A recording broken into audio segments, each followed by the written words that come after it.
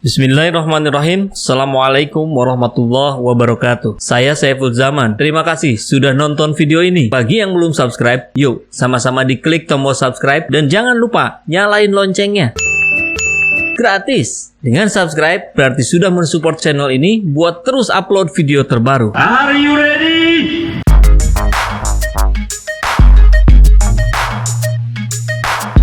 Ada hal lain yang saya sedang geluti, ya, itu kartelnya luar biasa. Dan ada potensi sekitar 100 triliun setahun, saya sudah hitung.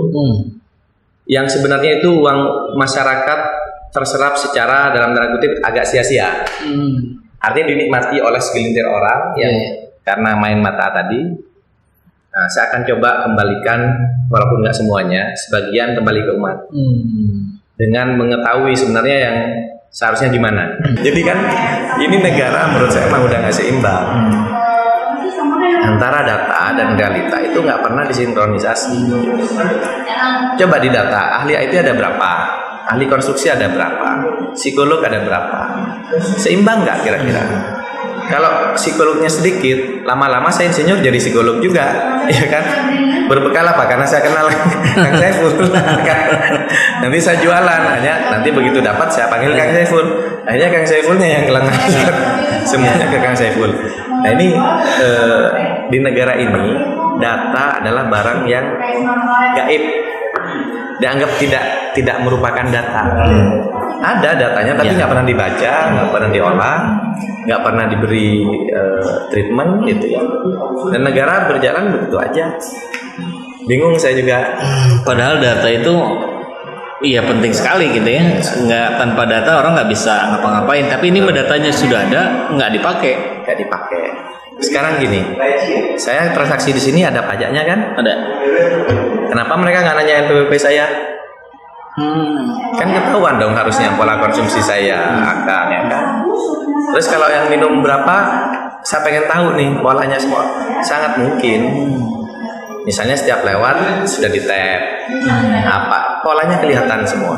Kita belajar di mana semua itu kan. Tinggal negara ini mau pakai apa enggak. Iya. Sekarang KPU 5 tahun sekali, data DPT aja nggak benar. Apalagi yang lain ya, ini cuma soal KTP nih. Udah jelas semua orang punya KTP.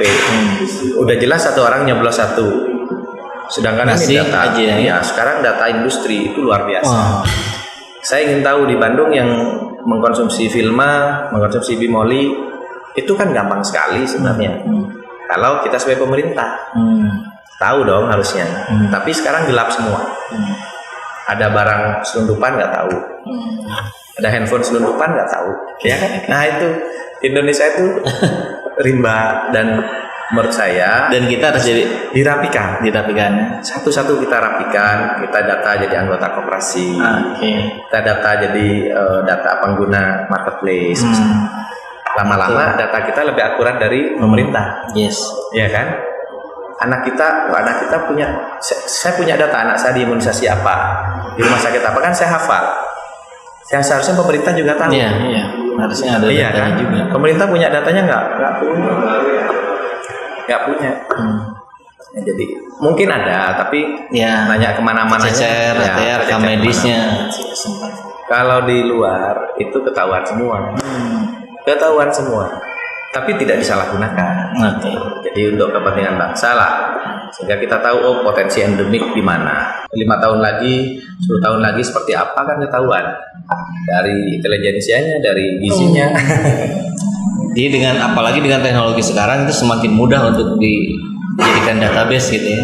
Ya, menurut saya ini big data. Harus ditambang dan jangan hanya dari medsos, tapi dari kegiatan real tiap hari. Ini seorang bapak kerjanya apa, istrinya kerja apa tidak, anaknya berapa, bebannya gimana, seharusnya itu bisa dianalisa. Negara ini sudah makmur apa tidak? Oke, jawabannya pasti belum makmur. Terus solusinya apa? Lah solusinya kasih BPJS? Enggak bisa, enggak semua orang sakit. Orang perlu makan. Kasih apa? Dana tunai langsung. Enggak bisa juga. Nah ini harus dipikirkan. Jadi banyak solusi yang menurut saya harus berbasis data dan Kominfo harus berperan BPS sebagai data tunggal. Dan kalau ada data manipulasi harus diberi sanksi. Karena data itu terlalu banyak yang palsu. Itu Invalid. Siapa yang mengumpulkan itu harus diberi sanksi. Pecat. Kang, terakhir nih. Kita juga harus sudah mulai jalan lagi ya. Ya, makasih. Closing statement deh Bang. Kira-kira buat teman-teman yang ini kan subscriber channel ini 80% atau mungkin lebih semuanya pendukung 02 yang kita sama-sama ada di situ kemarin. Kemudian kontestasi udah selesai, kita menata kembali hidup kita masing-masing. Dan yang luar biasa kan Kang Khairul Anas ini juga sekarang ternyata tidak selesai Pilpres kemudian sekedar kembali ke dunianya, tapi terus melakukan aktivitas-aktivitas bawah tanah gitu ya disebutnya, atau enggak juga kali ya, di permukaan juga ya, cuman nggak diliput aja, melakukan tur kemana-mana ke berbagai kota untuk menata perekonomian umat. Dan tadi sedikit banyaknya sudah disampaikan, memang nggak bisa terlalu detail Kang ya, nanti mungkin di video berikutnya lah ya kita bisa sampaikan kelanjutannya seperti apa. Cuman untuk penutup video kita ini kira-kira pesan-pesan yang mungkin bisa Kang sampaikan ke teman-teman kita penonton video ini buat terkait ekonomi umat atau yang lainnya. Ya, satu mungkin dari politik ya. Politik ini visi misi kita mungkin masing-masing kelompok itu beda-beda ya. Cuman ketika dikutupkan jadi sangat tajam. Sebenarnya kita nggak bisa terlalu baper juga ya. Itu kata kunci. Ya kita coba gini, kita melihat di atas juga sudah dingin ya. Kita juga dulu bukan benci kok sebenarnya ya. Cuma ketika beradu pemikiran itu wajar. Kalau melihat kecurangan kita marah itu wajar gitu. Manusiawi. Jadi ya menurut saya karena sudah diputuskan oleh pengadilan. Sayyidina Ali pun kan sudah pernah di pengadilan dan dikalahkan, padahal Sayyidina Ali yang benar. Ini hiburan dari saya buat teman-teman 02. Jadi saya bilang sama-sama senang nih. Yang satu dapat baju besi, yang satu jadi Sayyidina Ali, sama-sama bagus. Jadi Sayyidina Ali tetap bersahabat sama si Yahudi itu. Jadi yang dapat baju besinya Yahudi, padahal itu punya Sayyidina Ali. Tapi Sayyidina Ali nggak bisa membuktikan bahwa itu punya Sayyidina Ali. Ya udah, yang sana jadi dapat baju besi, yang sini jadi Sayyidina Ali. Oke. Udah buat teman-teman 02, 01 udah kita kembali ke ekonomi umat lah. Semua kita lawan ekonomi ribawi, ekonomi kartel, itu harus kita lawan. Kalau kita berbisnis kan enak, sama-sama untung ya, bermuamalah gitu ya. Teman-teman yang seneng Pak Jokowi silahkan dikontrol, didukung. Kita juga nggak usah menjelek-jelekan ya. Pak Jokowi presiden kita bagaimanapun. Jadi di situ ada Pak Mahfud. Pak Mahfud juga 02 juga segan. Dulu Pak Ketua Tim Ses ya. Dan Pak Prabowo pun sudah gabung, apa kita masih marah-marah gitu. Jadi menurut saya lebih baik kita berpikir untuk yang lebih dibutuhkan masyarakat. Masyarakat tidak butuh kursi. Masyarakat butuh nasi. Tidak butuh kursi, butuhnya nasi ya. Iya, masyarakat tuh ingin ekonomi jalan, tidak susah bayar apapun. BPJS boleh naik tapi kuat bayar gitu loh. Walaupun diturunkan nggak kuat bayar percuma juga. BBM boleh naik tapi kita harus naik juga pendapatan, mudah gitu ya dalam mendapatkan maisha. Nah, menurut saya perkuat silaturahmi, umat harus bersatu, jangan gontok-gontokan, kemudian jangan sikut-sikutan, jangan tipu-tipu. Nggak usah ikut-ikutan proyek yang aneh-aneh, pakai suap sana sini jangan.